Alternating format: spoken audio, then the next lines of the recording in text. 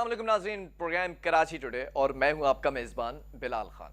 आज बड़े अफसोस के साथ मुझे इस प्रोग्राम का आगाज़ करना पड़ रहा है क्योंकि जो स्टोरी है वो वो स्टोरी है जिस पर मैं हमेशा चाहता हूं कि मैं अप्रिशिएट करूं, मैं सराहूं, लेकिन मुझे क्रिटिसाइज करना पड़ता है, मुझे तंज़िया गुफ्तगू करनी पड़ती है एक डिपार्टमेंट के हवाले से जो कि मैं इस वक्त आज इस पूरे शहर में खुद गश्त करते हुए देखता हुआ आ रहा हूं। दो तीन मामलात ऐसे भी हुए हल्के अहबाब के अंदर, रिश्तेदारों के अंदर, कि जिसकी वजह से आज मुझे इस टॉपिक को रखना पड़ा, इस प्रोग्राम का हिस्सा बनाना पड़ा। वो प्रोग्राम का हिस्सा इसलिए बनाना पड़ा क्योंकि जो इस वक्त आवाम है, ख़ास तौर पर कराची की आवाम, वो शदीद परेशानी का शिकार है। वो क्यों शिकार है? वो इसलिए कि पुलिस का एक डिपार्टमेंट बनाया गया, सिंध पुलिस क्या कर रही है। मैं चाहता हूं कि अप्रिशिएट करूं, लेकिन क्रिटिसाइज करना पड़ता है, आईना दिखाना जरूरी है।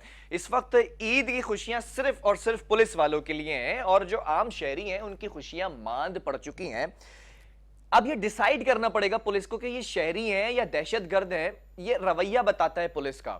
आप पुलिस जब आपके सामने आती है तो आपको ये खौफ होता है कि अब ये आपसे किस तरह की गुफ्तगू करते हैं, किस तरह सलूक करते हैं। ये सब आप जो लोग मुझे इस वक्त देख रहे हैं, सुन रहे हैं, आप सबको पता है। यहां तक जराए जो है वो है हमारे पास मौजूद है कि 3 दिन आपने अगर दुकानें खुली रखनी है तो बड़ी दुकान का रेट इस वक्त चल रहा है 30,000 रुपए और छोटी दुकान का, छोटी शॉप का जो रेट चल रहा है वो 10,000 रुपए। या फिर अगर आपको लॉकडाउन की सूरत हाल के एवज लॉकडाउन का एक्ट अगर आपको ले जाते हैं उठाकर पुलिस वाले तो आप पर FIR काट देते हैं और FIR के बाद फिर वो मामलात अदालत से तय पाए जाते हैं।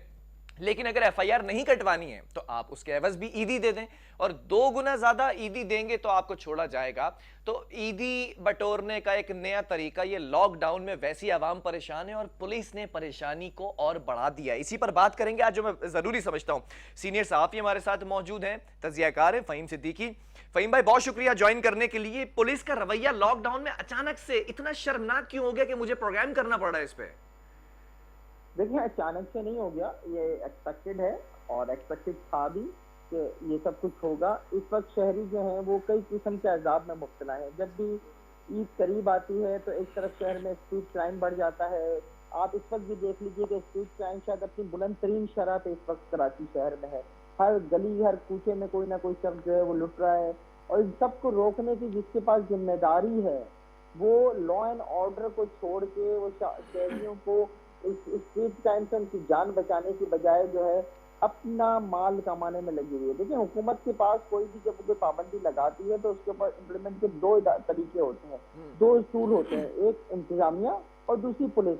इस वक्त हमें जो शहर में नजर आया है, खास तौर पर इस लॉकडाउन के ऐलान के बाद, तो नजर से ये आया है कि दोनों टूल्स जो है ये सिर्फ और सिर्फ अपने पैसे बना रहे हैं। इंतजामिया के अफसरान, असिस्टेंट कमिश्नर, डिप्टी कमिश्नर, इन्होंने एक लूट मचाई दी है। मुख्तलिफ इलाकों में इन्होंने जो दुकानें सील करके दुकानों के ऊपर छापे मार कर उनके बाद बाकायदा डीलिंग की है, उसके बाद मार्केटें खोलनी दी हैं, खोलने दी। और यही सब कुछ जो है वो पुलिस की जानिब से भी बहुत बड़े पैमाने पर किया जा रहा है। आपने बिल्कुल ठीक कहा कि इस शहर में जो है वो रेट्स मुकर्रर हैं। मुख्तलिफ SHOs ने अपने अपने इलाकों में जो है दुकानें खोलने के लिए, बाजार खोलने के लिए, शॉपिंग सेंटर्स खोलने के लिए, मॉल्स खोलने के लिए एक बाकायदा रेट मुकर्रर किया है। मैं किसकी बात करूं, इसमें कौन सा ऐसा शख्स है इस शहर का जो पुलिस के हाथों परेशान नहीं है, जो क्रिमिनल्स के हाथों परेशान नहीं है, जो इंतजामिया के हाथों परेशान नहीं है। एक तरफ कोरोना हमारी जान को चिमटा हुआ है, दूसरी तरफ ये इदारे हमारी जान को चिमटे हैं। इस वक्त इंतहाई बदतरीन, मैं कहता हूँ कि वो सूरत हाल है। इससे कराची के शहरी खास तौर पर 2-4 है। हुकूमत ने अहम सतह के ऊपर जो है कराची पुलिस चीफ की तब्दीली का फैसला एक ऐसे वक्त में किया जब आपके पास जो है ये रमजान चल रहा था, ईद की आमद थी, उस मौके पर जो है आपने तब्दीली ले आए हैं। इस वक्त SHOs को एक और डाउट भी पैदा हो गया कि नया आने वाला पुलिस चीफ कहीं उनका तबादला ना कर दे, आने के बाद नई ट्रांसफर पोस्टिंग होंगी तो कहीं वो हटा ना दिए जाए अपने ओहदों से। तो उन्होंने माल समेटने का, माल बनाने का और मजीद अपना जो है सिलसिला तेज कर दिया है। तो मैं क्या कहूँ बिलाल के इस कराची के शहरी के अजाब में नहीं फ़हीम भाई, आज ही तबादले हुए हैं, कुछ थानों के अंदर SHOs भी लगाए गए हैं। फिर वो एक शिक भी हटा दी गई थी कि अपर कोर्स करना लाजमी है, अब तो सब इंस्पेक्टर्स भी लगते नजर आ रहे हैं, एसएचओ। सवाल यहाँ पर ये पैदा होता है कि ईद से पहले ही तबादले करने का मकसद क्या है? सिक्योरिटी को और ज्यादा फुल प्रूफ बनाना है, या फिर ईदी का जो रेट डिसाइड हुआ था उसको बढ़ाना है? क्योंकि पिछले लॉकडाउन के अंदर तो इतना नहीं देखा गया था जब सख्ती भी थी।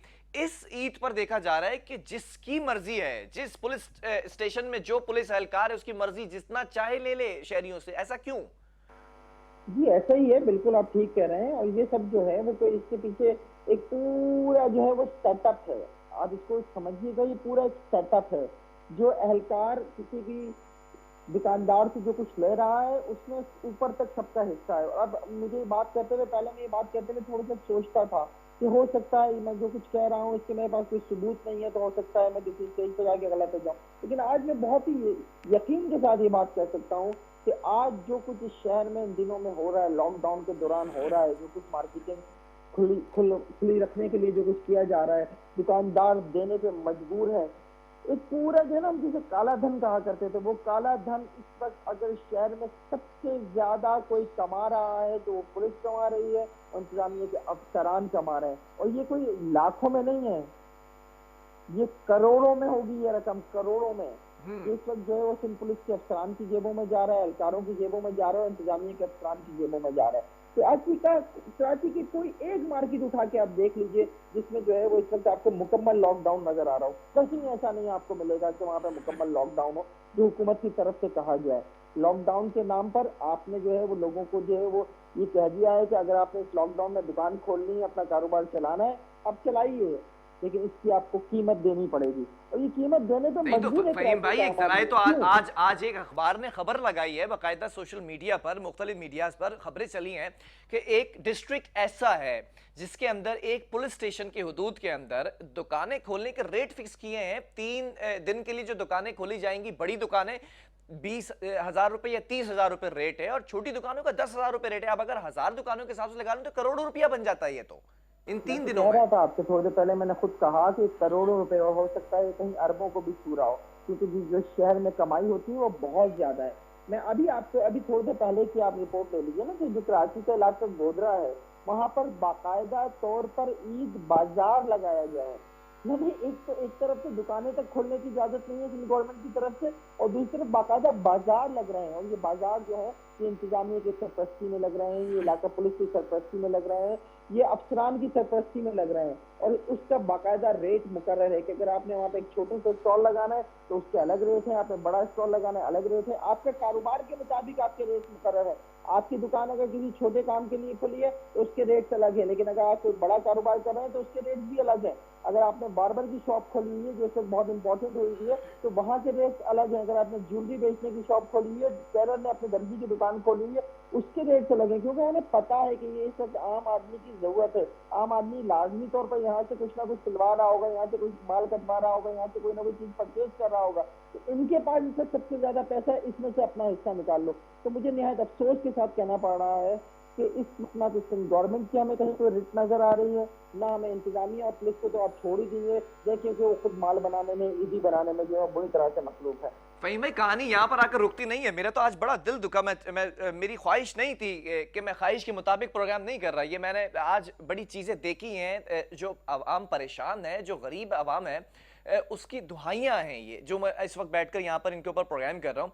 ठीक है, कानून शिकनी पर FIR काटना पुलिस का कानूनी हक है, लेकिन जब पुलिस स्टेशन तक लेकर जाते हैं और फिर वहाँ पर बैठकर डराया धमकाया जाता है और फिर ईदी तलब की जाती है, वो भी दुगने रेट पर, उसके बाद छोड़ दिया जाता है, तो ये कैसे लॉ को फॉलो कर रहे हैं कि ठीक है अगर इसने किसी ने लॉ को ब्रेक किया है तो आप FIR काटें, पैसे लेकर छोड़ने। फिर मैं बिल्कुल यही कहता हूँ, हमेशा मैं यही कहता हूँ, जब मेरे पास कोई कंप्लेन आती है तो मैं उस पुलिस अफसर को उसको फोन करता हूँ तो मैं कहता हूँ क्या मसला है, तो आगे से कहानी अपने हिसाब से सुना रहे होते हैं कि जनाब इसने तो क्या कहते हैं दुकान खोल के बैठा हुआ था, इसने फलां लॉ के खिलाफ वर्जी की है, फलां लॉ के खिलाफ वर्जी की है। मैं कहता हूँ कि भाई अगर इसने ये किया है तो आप इसके खिलाफ FIR काटें। बिल्कुल छोड़ने के पैसे क्यों मांग रहे हो कि मेरे पास मुझे कॉल करनी पड़ रही है कि यार आप इससे पैसे मांग रहे हो, तो उसके बाद कहते नहीं सर हमने तो कोई पैसे नहीं मांगा, जो अपनी मर्जी से ईदी देते तो उसकी मर्जी। और भाई ईदी कोई अपनी मर्जी से क्यों देगा तुम्हें? वो अपने बच्चों को नहीं देगा जाके, वो अपने फैमिली में नहीं देगा ईदी जाके, तुम्हें ही क्यों देगा? तो ये बड़ी अजीब सूरत हाल है। मैं अब तो क्या कहूँ, मैं तो समझ में नहीं आता कि इस शहर के ऊपर और कौन से अजाब टूटेंगे। एक के ठीक है। बाद दूसरा अजाब इस शहर के ऊपर टूट रहा है। तो इस टाइम को उठा के देख लीजिए कि किस तरह से इस वक्त बढ़ा हुआ है। आप इस वक्त सीसीटीवी फुटेजेस कितनी आ रही है हमारे पास, जिसमें जो है ये दिखा रहे होते हैं कि कहीं 2 लोग, कहीं 3 लोग, कहीं 4 लोग लोगों को लूट रहे हैं, एक के बाद दूसरे को लूट रहे हैं, दूसरे के बाद तीसरे को लूट रहे हैं, फैमिलीज को लूट रहे हैं। जरा सी मुजाहमत करो, फायरिंग कर देते हैं, खातून मर जाती है, मर्द मर जाता है, कभी कोई कहीं वाकया हो रहा है, कभी कोई वाकया हो रहा है। उसको रोकने में ना किसी पुलिस के अफसरान की दिलचस्पी है, ना सिंध पुलिस के एसएचओ की तब दिलचस्पी है, ना किसी और की कोई दिलचस्पी ठीक है। है। इस वक्त उनका फोकस टोटल जो है अपनी विधि बनाने पे है। ठीक है। बहरहाल बहुत शुक्रिया, फ़हीम सिद्दीकी हमारे साथ मौजूद है, सीनियर सहाफ़ी हैं। नाज़रीन, एक आखिर में कंक्लूडिंग रिमार्क्स यहाँ पर देना चाहूँगा सिंध पुलिस के हवाले से, जो इस वक्त ये ईद का मौका है और ईदियाँ बटोरने का इस वक्त रिवाज राइज किया हुआ है। ये किस तरह का रवैया है, मैं ये समझता हूँ कि शहरियों से जिस तरह ये बात करते हैं तो ऐसा लगता है कि वो आम शहरी नहीं है बल्कि दहशतगर्द है, जिस तरह से उसको ट्रीट किया जा रहा है। आप अगर ये वर्दी जेबतन किए हुए हैं ना, तो मेरी पर्सनल जो फीलिंग्स है ना, वो मैं आपके सामने रख देना चाहता हूँ तमाम पुलिस फोर्स के हवाले से, कि आप वर्दी के अंदर अगर आपने ये रवैया रखना है, ये अकड़ रखनी है, तो किसी दहशतगर्द के सामने रखें। जो मुल्क दुश्मन अनासिर हैं उनको ऐसे ट्रीट करें। ये आम शहरियों का तो आपके ऊपर ये फर्ज है कि अपने कंधों पर उनका बोझ उठाएं। अगर नहीं उठा सकते तो खुदारा ये वर्दी उतार दें, आप इस तरह का रवैया ना रखें। बहरहाल वक्फा लेंगे, इसके बाद कुछ और स्टोरीज है उस पर भी बात करेंगे।